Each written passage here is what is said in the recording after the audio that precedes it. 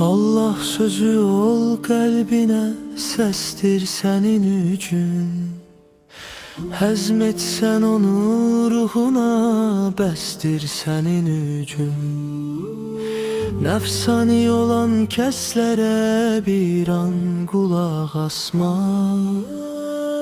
Niyyətləri çirkin və bəsdir sənin üçün.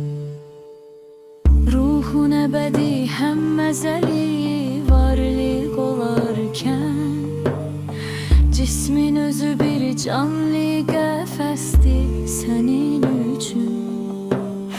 Bel bağlama hər əhli namaza, xoş avaza. Pak olmasa niyyət o şikəstir sənin üçün.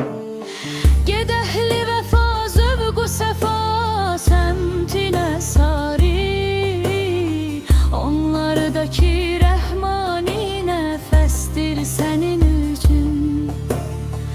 Əbdülfəqirin bir kəsimin kəslərisində axtardığı